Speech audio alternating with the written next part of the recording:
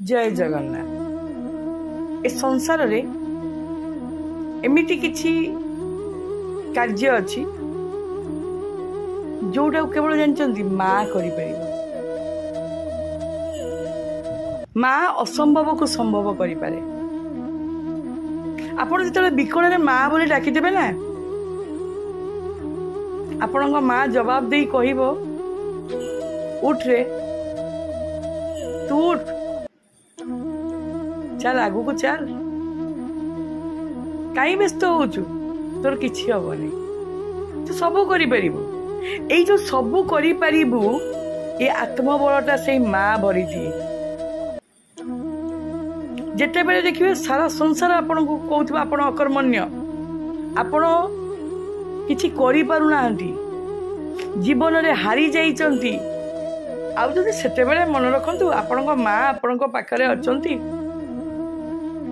जानिचंती से कौन कहिबो, तू मोर योग्य संतान रे, चल उठी ठिया हो, तो कर्म कर, तो मार आशीर्वाद तो पाखरे अछि,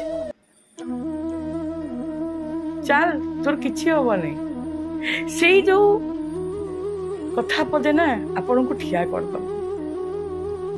आपण पारंतु न पारंतु आपणक भितरे एते साहस एते बळ भरी दबो, जहाँ असंभव आपण ताको भी संभव कर देबे, केवल से माँ पाई। मन रखंतु आज्ञा, केवल से माँ पाई। ए संसार रे किछि एमिति नाही जहाँ माँ करि परिबो नहीं। केवल माँ आज्ञा असंभव को संभव करि थाए। प्रभु तो सेठी पे माँ को संसार रो डोरी देले ना, जोठी समस्ते हारी जाइचंती सेठी से माँ जीति जाइछि। काहे ना आज्ञा माँ भितरे एते शक्ति अछि, से माँ शब्दटेरे भी एते शक्ति अछि। थरे आपण कोठी थाई कि भी डाकी दियंतु ना, आपणक माँ जोठी थांतु ना, निश्चिंत तांको अंतरात्मा रो गोटे उत्तर आपणक पई आसीबो, गोटे शब्द आपणक पई आसीबो, आपणक कान रे गुंजरित होई जिवो ये मो माँ कहूँ।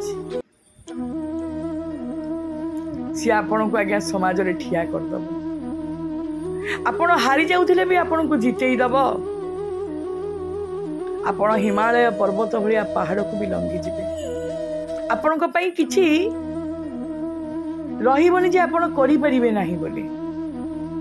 से माँ को कोटि कोटि प्रणाम, चिर नमस्ते से आज्ञा।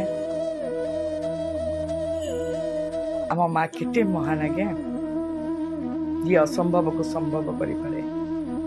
सब बेले ताकू थरे स्मरण करुथिबे,